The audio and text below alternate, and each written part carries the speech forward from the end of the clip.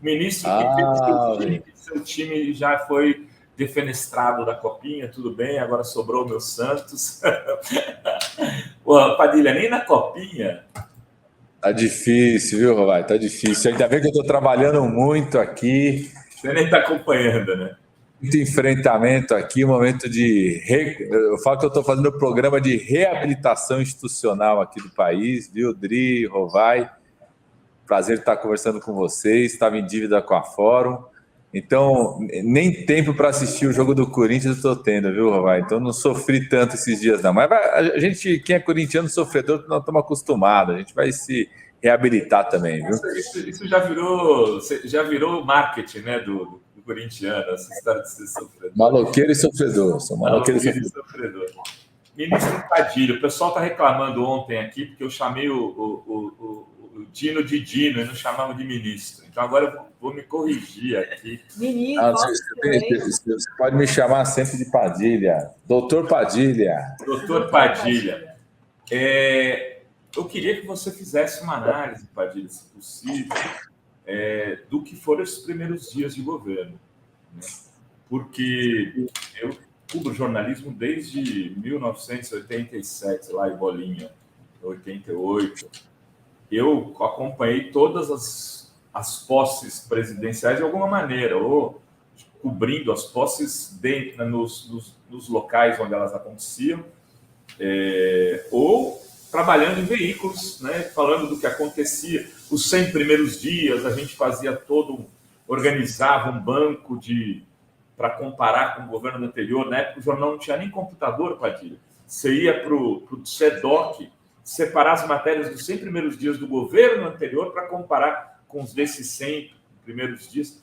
E não tem, nessa história, eu não tenho registro, nessa história recente, de 17 primeiros dias tão intensos na história da República. Então, eu queria começar por aí, já que você está na articulação política, imagino que deva estar sobrado muita coisa para ti. Rovai, Dri, eu acho que nós estamos vivendo um momento histórico do país, né? Eu quero dividir esses primeiros 17 dias, eu diria assim, em três momentos, né? Primeiro, a gente viveu um dia histórico que foi o dia da posse do presidente Lula.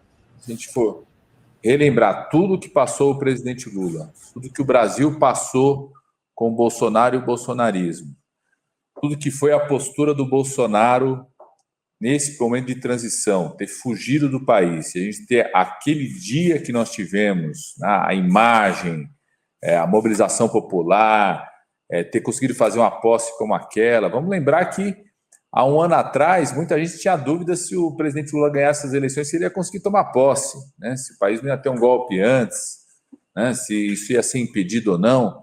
Então, primeiro, eu acho que tem um valor histórico muito forte. Aquele dia, a imagem do povo subindo, entregando a faixa, são coisas que eu acho que vão ficar para a história do país, daquelas imagens que a gente vai se lembrar para sempre. Quem viveu, você estava aqui, quem viveu dos vários ângulos, né?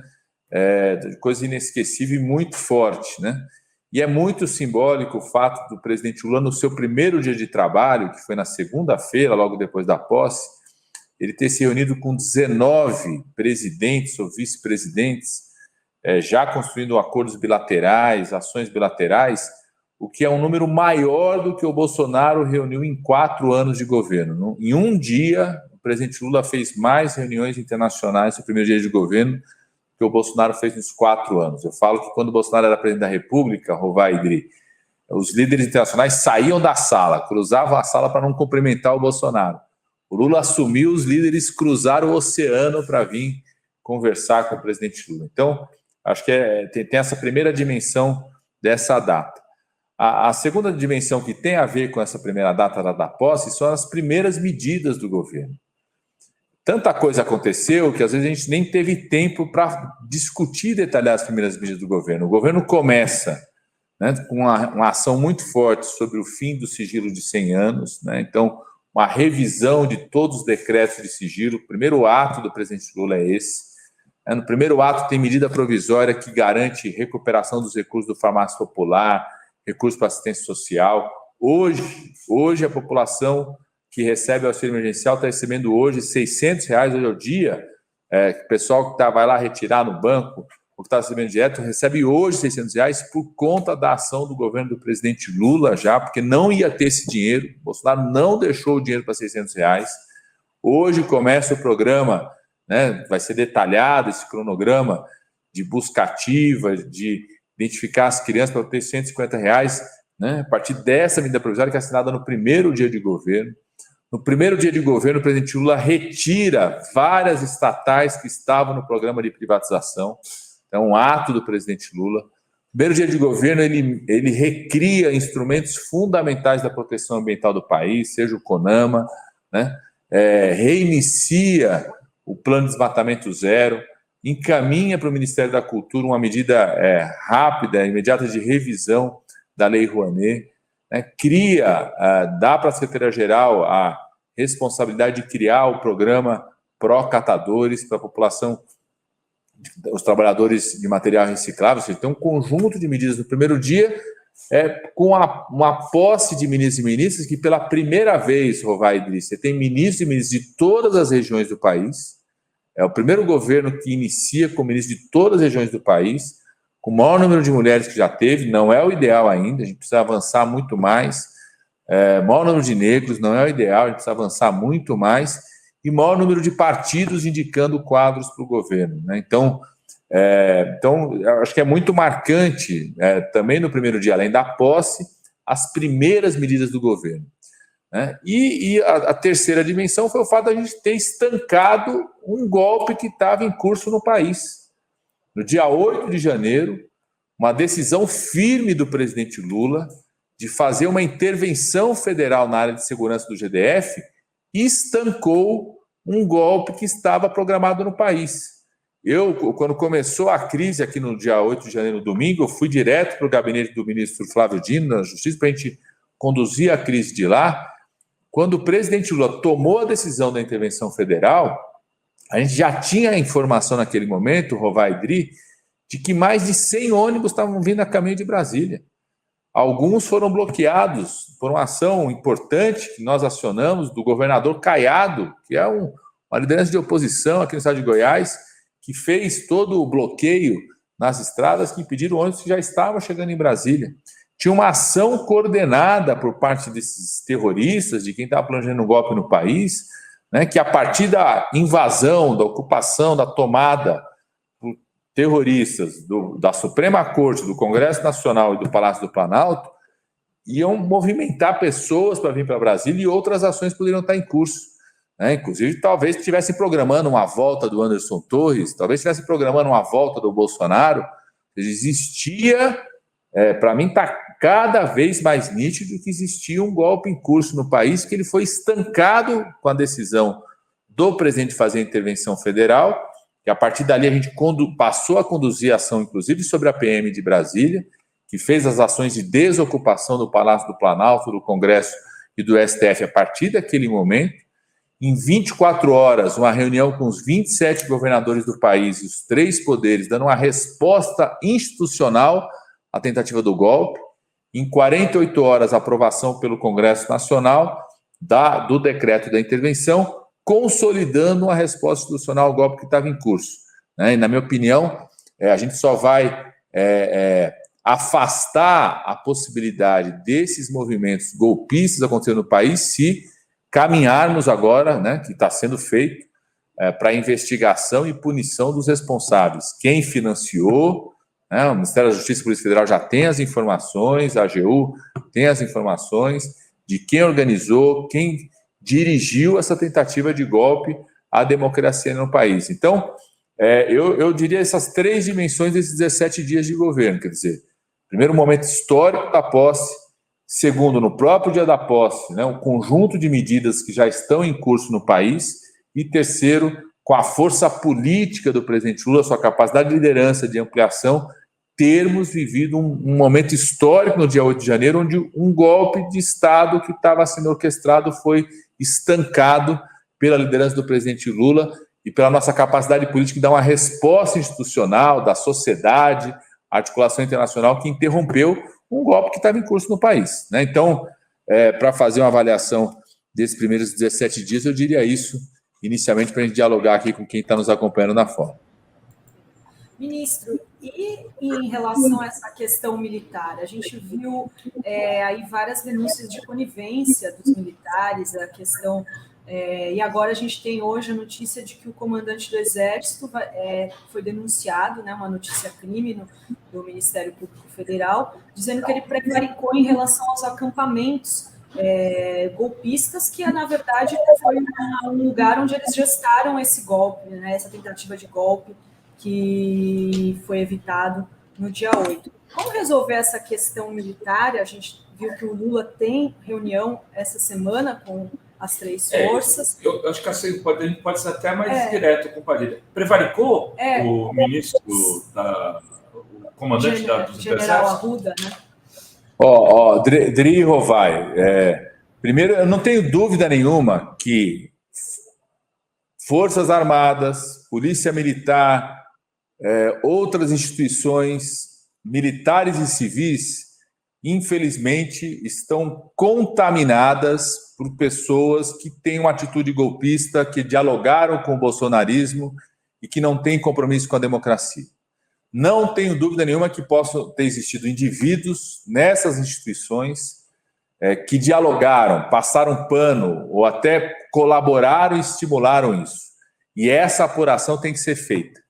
Sejam aqueles responsáveis pela segurança pública no DF, sejam responsáveis pelos prédios públicos, sejam funcionários militares ou civis do governo federal, do governo do estado, não tenho dúvida nenhuma que, infelizmente, existe contaminação individual, de grupos em relação a isso, né, que precisa ser fortemente apurada e punida. Nós não podemos ser tolerantes com quem tentou um golpe de Estado no país, um golpe contra a democracia. Segundo, eu tenho defendido muito a forma como o ministro José Múcio agiu nesse momento. Eu acho, assim, tem uma coisa muito importante, o Capitólio teve 6 vítimas fatais. 6 pessoas morreram na invasão ao Capitólio. Nós, felizmente, conseguimos estancar um golpe no país, desobstruir a ocupação ao Palácio do Planalto, ocupação ao Congresso Nacional, ocupação terrorista à Suprema Corte, conseguimos desmontar um acampamento irregular que estava ali ocupando áreas militares aqui em Brasília e em outros cantos do país. Felizmente, nós conseguimos fazer isso sem nenhuma vítima fatal. Realmente, eu não sei o que teria acontecido se tivesse tido qualquer tentativa de desocupação dessas áreas em momentos anteriores. Na minha opinião, a própria gravidade do atentado terrorista no Congresso Nacional, na Suprema Corte e no Palácio do Planalto no dia 8 de janeiro, criou condições, inclusive políticas institucionais, para se fazer a desocupação imediata dessas áreas e sem ter tido vítimas fatais, né? Agora, qualquer tipo de prevaricação que possa ter acontecido precisa ser apurada, né? De qualquer um. Ninguém está abaixo, né, ou acima da lei. De qualquer um. Existe uma Constituição, existe uma lei que tem responsabilidades, inclusive para as Forças Armadas, responsabilidades institucionais. Se alguém cometeu qualquer tipo de irregularidade, né, isso tudo tem que ser apurado. E essa apuração é fundamental, inclusive para a imagem das Forças Armadas, essa apuração é necessária a ser feita, né? Eu acho que lógico que todo mundo tem um olhar diferente depois de tudo acontecido, mas, na minha opinião, o fato de a gente ter conseguido estancar um golpe, ter reestabelecido, né, a segurança e a ordem, né, sempre alerta ainda, aqui na capital do país, ter desocupado essas áreas militares sem ter tido uma vítima fatal, foi um ganho não só institucional, um ganho na relação à proteção da vida, e, na minha opinião, um ganho político muito grande. Eu fico imaginando se quem estava ocupando essas áreas militares não estava querendo provocar também alguma coisa de violência antes para ter um mártir para ampliar a sua mobilização. Felizmente, nós conseguimos estancar tudo isso sem vítimas fatais, né? O Capitólio, quero relembrar, 6 pessoas morreram no Capitólio. Felizmente, nós conseguimos fazer tudo isso sem ninguém morrer. Isso nos dá uma força política, de narrativa, né, legitimidade para não só continuar apurando e punindo quem foi responsável, mas tentar acabar de vez com qualquer outra aventura golpista no país, né? E reconstruir o país, unir o país, construir um ambiente político institucional para enfrentar os desafios que nós temos pela frente. Ministro, mas eu deixo aqui fazer, então, retomar um pouco essa história. Porque dia 12 de dezembro, quando o presidente Lula ainda não havia assumido, houve uma tentativa, uma noite de terror, no mínimo que a gente pode chamar aquilo de uma noite de terror. No dia 13, cedo, o jornalista Henrique Rodrigues da Fora veio com uma matéria bomba, mostrando que havia envolvimento do GSI nisso, com uma fonte da Polícia Federal. Matéria que, inclusive, não foi muito repercutida por outros veículos, porque o silêncio sempre impera quando as denúncias vêm dos veículos progressistas, né? Mas com uma série... A matéria tinha elementos muito claros de como haviam sido usados os botijões de gás, como quem estava armando. Depois, essa mesma fonte transmitiu os atos de terror do dia 8 de janeiro, ao vivo, dentro do Palácio. A gente, né, mostrou que tinha fonte, e quando tinha ninguém dentro do Palácio, a gente tinha e transmitiu ao vivo. Isso aconteceu dia 12 de dezembro. Já tinha um alerta claro ali de que era preciso desmontar esses acampamentos. Aí, no dia 24, tem uma tentativa de explosão do aeroporto de Brasília. Ministro, poderiam ter morrido centenas de pessoas ali. E tudo aquilo havia sido gestado dentro dos acampamentos. E o José Múcio dá uma entrevista dizendo que tinha parente dele lá e que não se sentia à vontade para desmobilizar esses acampamentos. Eu coloco essa questão porque hoje a gente também olhando isso, vê o seguinte, que do dia 1, que muda no dia 8 tudo, mas muda porque o senhor e porque o Flávio Dino e porque o Capelli assumem o controle. É o que nos parece aqui de fora. Não é mais o controle do Múcio que está em questão. O desarticular esses acampamentos foi uma decisão que passou por cima do ministro da Defesa. É a nossa avaliação aqui. Eu queria cotejá-la com o senhor. Eu respeito a sua avaliação, mas ela não está correta, né? Todas as ações no dia 8 de janeiro, elas são ações combinadas e conjuntas, inclusive com participação do ministro Múcio. Ele foi fundamental, inclusive, para a desmobilização do acampamento do dia 8 para o dia 9. A forma como conduziu isso teve um papel muito importante. Eu quero retomar, né?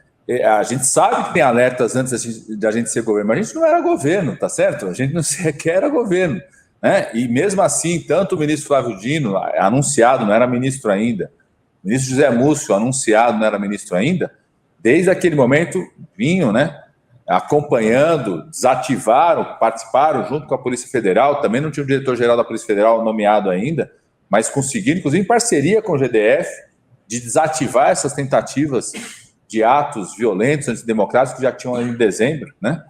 Conseguiram garantir uma posse, que muita gente achava que a gente não ia conseguir fazer a posse. Conseguimos fazer uma posse pacífica, um momento histórico, né? Então, teve uma participação efetiva a partir do dia 8 de janeiro, obviamente com a condução que é a condução mais correta, né? Tanto o papel do Ministério da Justiça, quanto nós, enquanto articulador político, articulador com estados e municípios, dialogando com o governo do GDF, acompanhando o processo de intervenção, chamando a vice-governadora, construindo a ação no governo de Goiás, mobilizando a Força Nacional de Segurança com outros estados que vieram, ação permanente e conjunta nossa, né, do papel institucional, mas o ministro José Múcio teve um papel muito importante ali no dia 8 de janeiro, a partir da decisão do presidente Lula, que era uma intervenção federal restrita à segurança pública, que o mecanismo de controle era aquele, tomar conta das ações que eram possíveis da PM e construir uma negociação para que a gente pudesse retirar todas aquelas pessoas de maneira pacífica, sem ter uma vítima, que foi, nesse sentido, foi muito importante, né? Talvez, é lógico que né, sempre aquela avaliação do engenheiro de obra pronta, mas corria um risco real de qualquer ação de tentativa de desocupação naquele momento, antes disso, ter vítimas fatais. O que teria acontecido no país se tivesse tido uma vítima fatal ali? A mobilização que isso poderia ter gerado. Então, acho que também tinha uma preocupação grande por parte do ministro José Múcio nesse sentido está correta, né, do que poderia acontecer no instrumento de desocupação dali. Se o GDF não tivesse sido errado como errou, não teria acontecido a ocupação ao Palácio do Planalto, do Congresso Nacional e à Suprema Corte. Isso tem que ficar muito claro, né? Nós conseguimos fazer uma grande posse histórica sem problema, porque naquele momento as responsabilidades que cabia à segurança pública do GDF foram cumpridas. Logo depois da posse, os outros atos também. Você citou exemplo. Quem interceptou essa bomba foi os agentes de segurança daqui de Brasília, né? Quem interceptou outras ações foram os agentes de segurança de Brasília. Se o GDF tivesse feito o que estava combinado no dia 8 de janeiro, não teria acontecido o que aconteceu. À medida que não fez, não foi possível, né, a partir da negligência, da inação, não foi possível conter a ocupação, daí tivemos uma intervenção federal, precisamos de uma intervenção federal restrita à segurança pública. É possível que tenha tido falhas de servidores federais civis e militares, negligência, colaboração, é possível estar sendo apurado. E identificando isso, tem que ser punido. Se alguém prevaricou, se alguém colaborou, pessoas que colaboraram, teve servidor público federal, civil e militar que participou, que financiou, tem que ser fortemente punido. Teve até parlamentar que participou, né? Teve parlamentar que estava aqui na Câmara, tem que ser punido, né? Para que a gente não possa passar pano de forma nenhuma a tentativa de golpe que existiu no país. E restabelecer essa relação. Eu brinco aqui, eu falo que o meu Ministério das Relações Institucionais é o Ministério da reabilitação institucional do país, né? Restabelecer o papel das instituições. E aquelas que falharem enquanto instituições ou falhas individuais têm que ser apurado e fortemente punido, né? E reconstruir um ambiente. Eu quero dizer aqui que o governador Zema de Minas Gerais foi leviano no que falou. Nós estamos restabelecendo uma relação federativa. Ele agiu como alguém que continua com a máquina de produção de falsidades, de fake news, como tinha a máquina de conflito federativo, de guerra, de fake news, que estava instalada aqui no terceiro andar do Palácio do Planalto, onde fica o gabinete do presidente. Parece que a máquina está lá no Palácio de Minas Gerais ainda, porque foi leviana a fala do governador de Minas Gerais. Ele está vivendo uma época que acabou no país. Essa tática do antijogo não cabe mais nas relações federativas a partir do governo do presidente Lula. Isso acabou. Isso é a era Bolsonaro do antijogo nas relações federativas, né? Em divulgar fake news, em propagar fake news, em ter falas levianas em relação a isso. Nós queremos enterrar essa tática do antijogo na relação federativa. Para nós, a eleição acabou. O que importa é a relação com os governos estaduais e municipais, independente dos partidos, e não vamos admitir que a tática do antijogo, né, de posturas levianas, continue nas relações federativas no país. Muito bom você ter tocado nesse assunto, ministro, porque eu queria até fazer uma pergunta. O que o Zema falou, resumindo, é o seguinte: vocês são culpados pelos atos do dia 8. O PT, o Lula, o Padilha, o Flávio Dino são culpados. É essa turma. Cabe processo? A fala do governador Zema é leviana. Ela é aquela típica fala, Adri sabe muito bem o que é isso, de que a vítima é culpada pelo estupro. Sabe?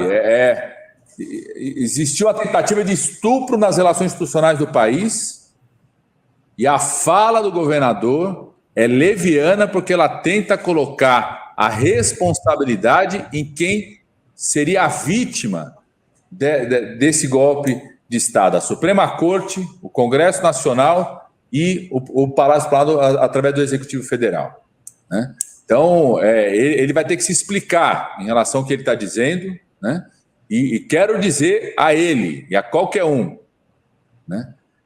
A era da máquina de fabricação de guerras federativas no país, que foi feita por Bolsonaro, acabou. Nós queremos restabelecer a relação federativa, um respeito institucional, independente de qual seja o partido. Os governadores do Brasil, os 27, deram a demonstração disso quando vieram aqui vieram no Supremo Tribunal Federal,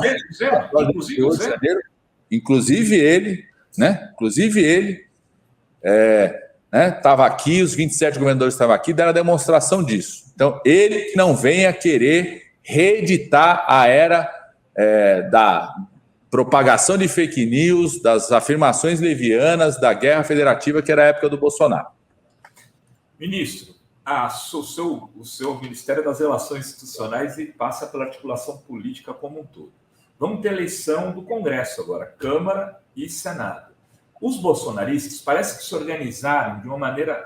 Até a Michelle entrou em campo, está achando engraçado isso. Não por nada, né? Porque assim, a Michelle não tem cargo, não tem mandato, não tem nada. De repente, ela virou uma organizadora da campanha de candidatos à presidência do Senado. Eles estão colocando a derrota do Rodrigo Pacheco como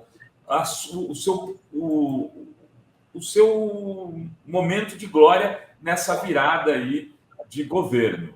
Como é que estão essas articulações? Como é que está a base hoje do presidente Lula na Câmara, no Senado?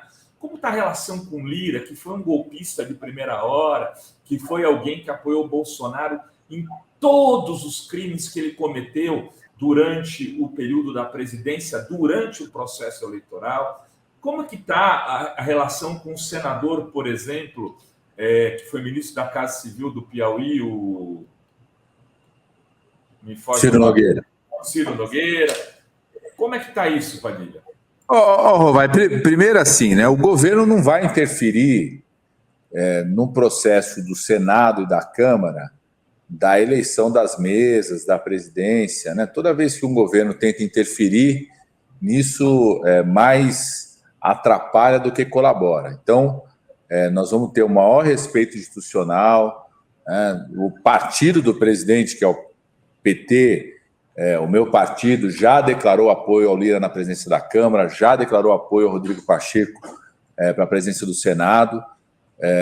Então, os partidos, as bancadas, o partido do presidente, mas o governo vai ter uma ação específica em relação a isso. Nós estamos tendo, e acredito que teremos, a melhor relação possível institucional, tanto com a presidência do Senado, quanto com a presidência da Câmara, quanto com as duas casas. Inclusive, eu quero agradecer muito a postura que o presidente do Senado, Rodrigo Pacheco, que o presidente Arthur Lira, o presidente da Câmara, já tiveram nessa transição, antes de começar o governo. Porque o Congresso Nacional fez uma reparação à postura absurda de Bolsonaro de ter deixado o país sem recurso para nada. Bolsonaro falava que ia deixar o tanque vazio para o governo do PT. Na verdade, ele deixou o país sem tanque, né? Sem dinheiro para o Bolsa Família, sem dinheiro para farmácia popular, sem dinheiro para assistência social, sem dinheiro para o tratamento de câncer. Cortou tudo, recurso da assistência social, sem dinheiro para o livro didático. E foi uma ação muito importante do Congresso Nacional, com a participação e colaboração muito importante do presidente da Câmara e do presidente do Senado, de deputados, inclusive, de oposição a nós, que votaram e aprovaram uma emenda constitucional sem a gente ter assumido, que é o que está permitindo que hoje as pessoas recebam R$600. Hoje está chegando na conta das pessoas que estão cadastradas os R$600. Então, nós tivemos uma relação muito positiva no espírito da transição. Quero agradecer a postura do presidente do Senado, Rodrigo Pacheco, do presidente Arthur Lira, no dia 8 de janeiro, foram muito firmes, muito firmes. Imagina se a gente tivesse um presidente do Senado, um presidente da Câmara, que quisesse colaborar com aquela tentativa de golpe que teria acontecido no país. Pelo contrário, rechaçaram a tentativa de golpe, rechaçaram o ato terrorista, se moveram institucionalmente, deu força institucional, inclusive, para que a gente pudesse fazer a intervenção federal aqui em Brasília, aprovaram de imediato a intervenção federal, chamaram, mobilizaram o Congresso Nacional de forma extraordinária, primeira semana de janeiro, segunda semana de janeiro, conseguiram aprovar. Então, tem tido uma colaboração muito forte em defesa da democracia, em conter o golpe, em conter os terroristas, e acredito que os dois vão ter uma postura também muito importante nos processos de apuração de responsáveis em relação a isso, E eu tenho certeza, Rovai e Dri, que nós vamos ter a melhor relação possível. Nós começamos o governo com 10 partidos indicando quadros para o Ministério. Vamos ter ampliação não só partidária, mas de segmentos sociais, segmentos econômicos no conjunto da composição do governo. E eu acho que a gente vai ter também capacidade, inclusive, no Congresso Nacional, restabelecendo a relação com os estados e municípios.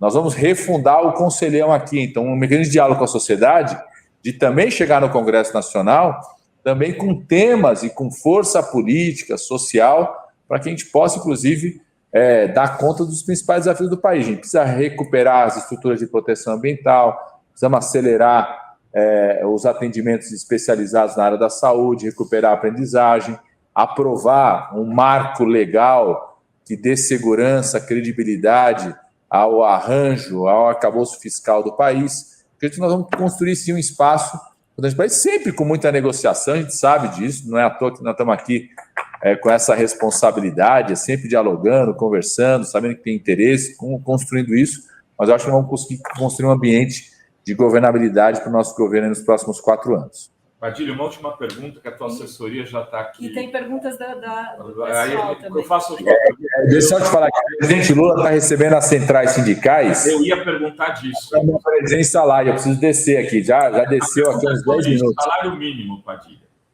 Tem muita gente preocupada com isso, de o governo Lula não conceder esse aumento, né, que estava meio que combinado e prometido durante a campanha eleitoral. E isso não foi uma boa decisão quando o rigor econômico, esse equilíbrio fiscal no governo Dilma não deu muito certo, né, no segundo mandato dela. Então, assim, vai ter essa conversa com as centrais. Se você tem alguma novidade, pode antecipar aqui em primeiríssima mão para os nossos internautas. E aí... Se eu estivesse saindo da conversa, eu conseguiria antecipar, Renato. Como eu tenho que ir para lá para tentar ouvir, conversar e poder. Mas, assim, certamente esse será um dos temas de debate, né? É importante que as pessoas saibam. O Bolsonaro fez uma medida provisória em dezembro. Você vai com proposta lá, não vai? Não. A gente vai para ouvir. Vamos para ouvir, construir e restabelecer esse diálogo. O Bolsonaro fez uma medida provisória em dezembro, né? Fazendo um aumento de R$ 1.302. Então, a medida provisória foi do Bolsonaro, não foi do presidente Lula, né? Essa medida provisória, a partir de fevereiro, começa a tramitar no Congresso Nacional. E, paralelo a isso, vai se montar, como disse o presidente Lula, uma mesa de negociação com as centrais sindicais para tratar de vários temas trabalhistas. Uma delas é uma política de valorização do salário mínimo. Não tenho dúvida nenhuma que o governo do presidente Lula vai construir uma proposta no diálogo com as centrais, a ser apresentado para o Congresso Nacional, de valorização do salário mínimo. Tenho certeza absoluta sobre isso. E vamos fazer isso sempre combinando as duas coisas, né? Responsabilidade socioambiental e responsabilidade fiscal no país. É aquilo que sempre foi o governo do presidente Lula. O presidente Lula foi o único período da história do país onde 3 coisas aconteceram ao mesmo tempo, né? Crescimento econômico, redução da desigualdade e saúde das contas públicas. Então, a gente poder fazer isso porque é o que dá segurança também para que essas conquistas sejam estáveis, sustentáveis. Então, vou descer. Daqui a pouco o presidente já o Lula me mandou uma mensagem. Tem que descer lá para acompanhar a conversa. E vai parte nosso, tanto do Congresso Nacional quanto de refundar o Conselhão. O Lula está se... Deixa eu descer aí. A gente manda as mensagens para a assessoria do Padilha. Muito obrigada ao Padilha, que está já correndo para a reunião.